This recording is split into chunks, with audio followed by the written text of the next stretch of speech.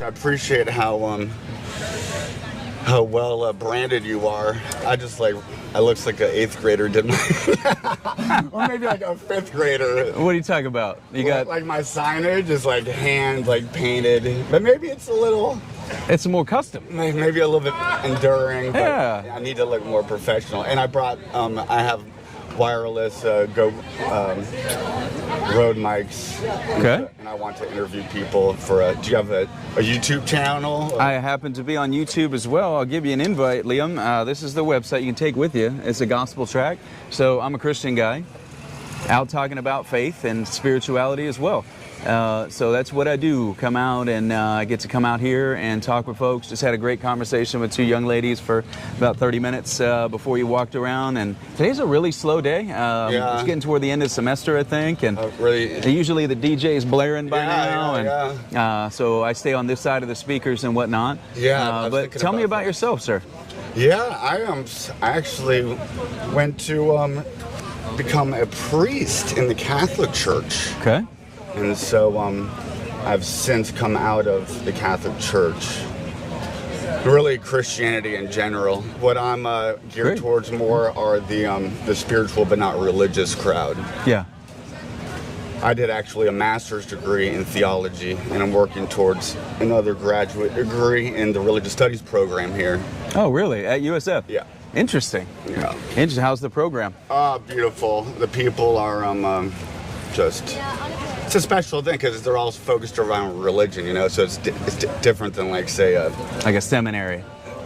Yes, because it's more of an academic approach to just religion in general, and just defining religion is there's a lot to unpack there. Yeah. But yeah, that's pretty much it. I mean, I appreciate what you're doing out here. You seem like a friendly guy. I think it's good to coexist with other religions. Yeah. Well, you have to. We live in the world. You have to coexist. There has to be. Well, what if a religion is promoting harm against you? Yeah. Well, it's kind of hard to coexist when there's a sword at your face. But we're thankfully not there right now. Where we are in our culture. So. And then Christian theology. I mean, it's kind of pacifistic, like turn your other cheek and stuff. Yeah. That doesn't sound like a winning. That's like. If you really want to take out your enemy, you give them a theology that has turn the other cheek incorporated into it.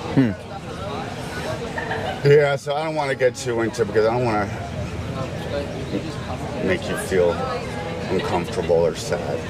Well, I like feeling uncomfortable. Why? So I don't think you can make me uncomfortable. Well, brother, so what I did and what I recommend is taking a historical, critical approach, that methodological approach to the study of religion, in particular Christianity, and just understanding that socio-political context of which it came out of, Second Temple Judaism, and after the destruction of the temple, the creation of Rabbinic Judaism, and the other elements, the neighboring cultures and stories that are at play.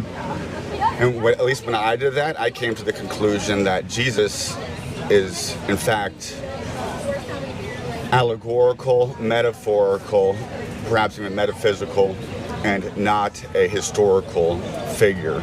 Okay. So what I've come to is that the Jesus story is ahistorical. Okay.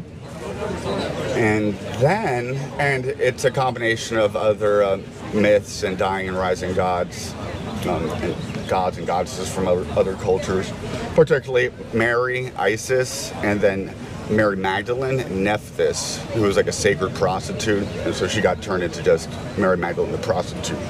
But then the person of Jesus, Mithra, is a character that is a dying and rising god where a cult was attached to it, mystery cults that do death and rebirth initiations. Okay. And so I came to the conclusion that Christianity and the Jesus movement wasn't really so unique, very much a product of the time and the space that I was in.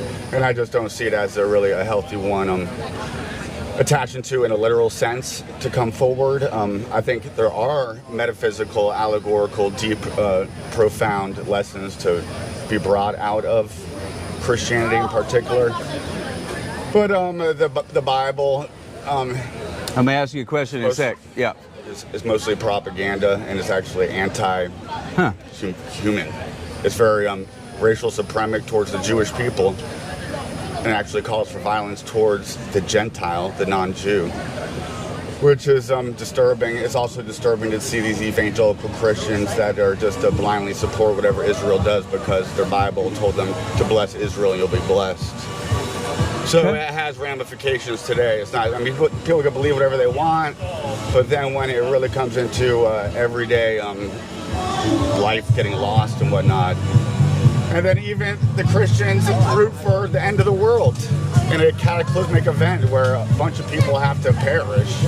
So let me ask you this, Liam. I have considered all the evidences you mentioned, and I believe that Christianity is a unique and true story above them all. So I think that your conclusions are mistaken, that Christ is very unique in the world's and he's not just. Look into let me say this. Look into let me say extra this. biblical resources. We have Josephus, we have Tacitus, we have the Younger. You're welcome to have a seat. I will. I'll come back, but I have to get set up. So, okay. Think about what I said. I'll come back. Okay. Yeah, I think you're wrong. I think he's a heretic. But that is what happens when you sit down and spew something for 10 minutes and then get up and walk away. Very interesting.